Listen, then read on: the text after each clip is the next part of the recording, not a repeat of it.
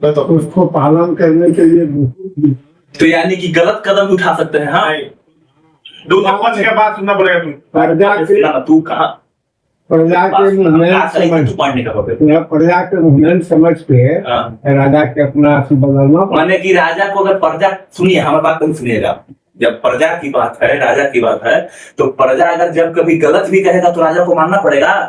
ये बताइए आपको। गलत कहेगा हम खुद जब विश्वास है, माता सीता को जब राम जानते थे कि पवित्र है पूरी तरीका से, तो प्रजा के झूठा लांछन लगाने पर कि रावण के घर में रह के आई है, परित्याग काहे हुआ? बात ठीक वो है, जनता के लिए लेके तो काहे जनता कह देगा तो राजा सर्वस्व बैठा जाए? अगर उसी के लिए तू राजा है, उस जनता के राजा है, तो अब न्याय कैसे कर दीजिएगा? आप अगला मर्डर करके आया, वो कह देगा कि निर्दोष है, तब काहे छोड़ दीजिएगा? वो जान रहा है कि निर्दोष है, तभी तो अपनी परीक्षा दिलवाए हो कि तुम भी दो देख लो। अग्नि परीक्षा तो बहुत बात की चीज है, आप उस टाइम तुमका परित्याग किए। अग्नि परीक्षा तो बहुत बात, लोग जब आके वृत्तांत सुना तब अग्नि परीक्षा हुई है रामायण में।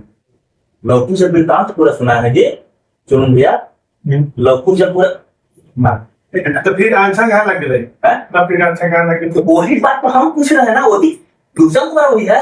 अरे बात यह है ना, रावण से थोड़ा दिखाया गया है कि जिसका जन्म होता है उसका मृत्यु निश्चित है।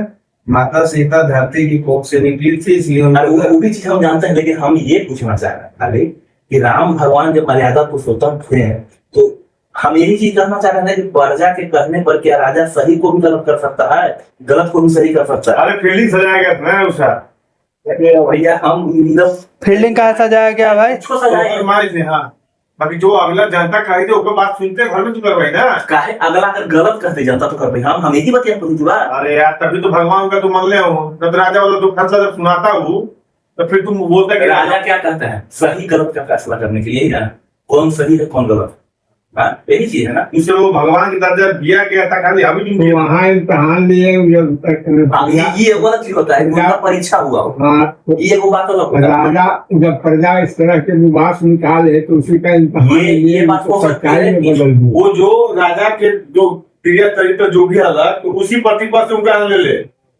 तो भैया कोई भी हो। हाँ, ये अलग बात होगा, लेकिन एक वहां हो गया। दूसरी चीज क्या हो गया रामायण में, आपको बता दें, माता सीता को वैदेही कहते हैं, लेकिन सीता को उत्पत्ति कैसे हुआ है? वैदेही के शाब्दिक अर्थ है कि बिना देह के जन्म हुआ। वैदेही का शाब्दिक अर्थ है कि देह से कोई मतलब नहीं है इनका। सीता की उत्पत्ति कैसे हुआ है आप बताइए? पढ़े हैं? धरती से डायरेक्ट हुआ है, उसका कहानी पढ़िए ना, रामायण वो पढ़े था। नहीं, रावण जो था, रावण के जो पूर्वज थे ना बहुत पहले, वो सब जो ऋषि मुनि जो ना होते थे, उस सब से कर में मने टैक्स के रूप में खून लेता था शरीर का, और वही शरीर का खून लेकर उसको गाड़ दिया था। तो राजा जनक जब जोत रहे थे घर, सोना के घर बना के, तो भाई शरीर से जब खून लिया तो अंश तो शरीर का है, फिर माता सीता वैदेही कैसे हो गई? तर्क करने तो बहुत तरह के तार्किक बात है इसमें। जानकारी तब लोग रखे थे पक्षपात, जिसका जानकारी है उसके लिए वो दर्ज है, जिसको नहीं जानकारी है उसके लिए उसको भी दर्ज है। ये जानकारी नहीं तब तक तू बना, तू जैसे कि अब हमने को नहीं पता था कि हाँ ये खून की वजह से रावण के खानदान के बना लेती है, जड़ी बूटी कहाँ के बना ले